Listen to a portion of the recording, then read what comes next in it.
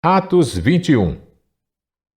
Depois de nos separarmos deles, embarcamos e navegamos diretamente para Cós. No dia seguinte fomos para Rodes e dali até Pátara.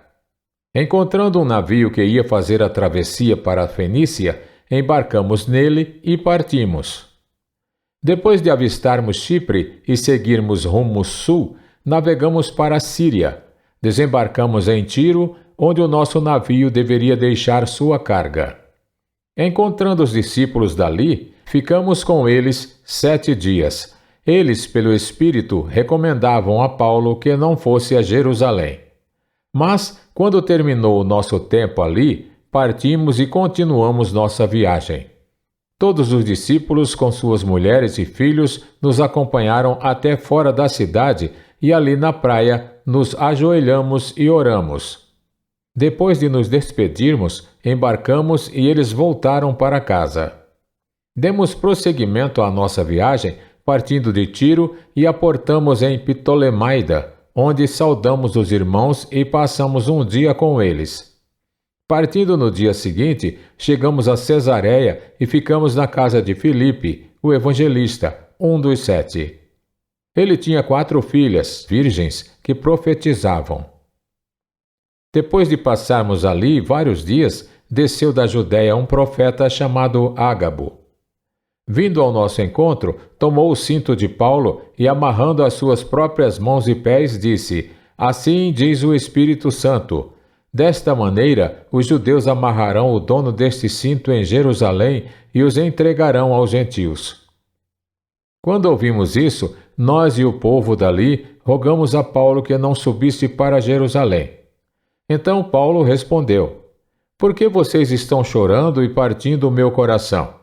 Estou pronto não apenas para ser amarrado, mas também para morrer em Jerusalém pelo nome do Senhor Jesus.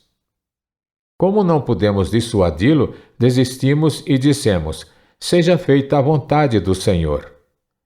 Depois disso, preparamo-nos e subimos para Jerusalém. Alguns dos discípulos de Cesareia nos acompanharam e nos levaram à casa de Minasson, onde devíamos ficar. Ele era natural de Chipre e um dos primeiros discípulos. Quando chegamos a Jerusalém, os irmãos nos receberam com alegria. No dia seguinte, Paulo foi conosco encontrar-se com Tiago e todos os presbíteros estavam presentes.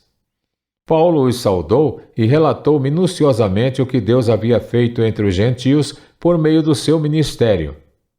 Ouvindo isso, eles louvaram a Deus e disseram a Paulo: Veja, irmão, quantos milhares de judeus creram e todos eles são zelosos da lei.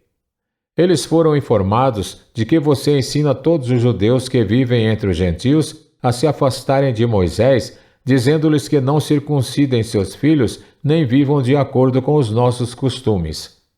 Que faremos? Certamente eles saberão que você chegou. Portanto, faça o que dizemos. Estão conosco 4 homens que fizeram um voto. Participe com esses homens dos rituais de purificação e pague as despesas deles para que rapem a cabeça. Assim todos saberão que não é verdade o que falam de você, mas que você continua vivendo em obediência à lei. Quanto aos gentios convertidos, já lhes escrevemos a nossa decisão de que eles devem abster-se de comida sacrificada aos ídolos, do sangue, da carne de animais estrangulados e da imoralidade sexual. No dia seguinte, Paulo tomou aqueles homens e purificou-se com eles. Depois foi ao templo para declarar o prazo do cumprimento dos dias da purificação e da oferta que seria feita individualmente em favor deles. Quando já estavam para terminar os 7 dias, alguns judeus da província da Ásia, vendo Paulo no templo, agitaram toda a multidão e o agarraram, gritando: Israelitas, ajudem-nos! Este é o homem que ensina a todos em toda parte contra o nosso povo, contra a nossa lei e contra este lugar. Além disso, ele fez entrar gregos no templo e profanou este santo lugar. Anteriormente, eles haviam visto o efésio Trófimo na cidade com Paulo e julgaram que Paulo o tinha introduzido no templo. Toda a cidade ficou alvoroçada e juntou-se uma multidão.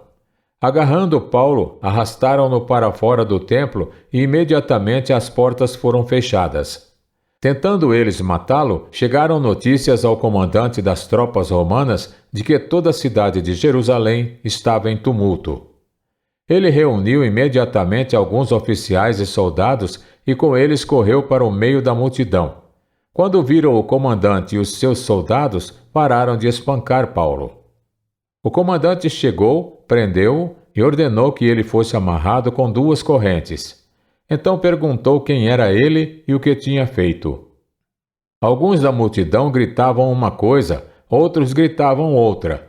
Não conseguindo saber ao certo o que havia acontecido por causa do tumulto, o comandante ordenou que Paulo fosse levado para a fortaleza. Quando chegou às escadas, a violência do povo era tão grande que ele precisou ser carregado pelos soldados. A multidão que o seguia continuava gritando: "Acaba com ele!" Quando os soldados estavam para introduzir Paulo na fortaleza, ele perguntou ao comandante: "Posso dizer-te algo?" "Você fala grego?" perguntou ele. "Não é você o egípcio que iniciou uma revolta e há algum tempo levou 4.000 assassinos para o deserto?" Paulo respondeu: "Sou judeu, cidadão de Tarso, cidade importante da Cilícia. Permite-me falar ao povo." Tendo recebido permissão do comandante, Paulo levantou-se na escadaria e fez sinal à multidão. Quando todos fizeram silêncio, dirigiu-se a eles em aramaico.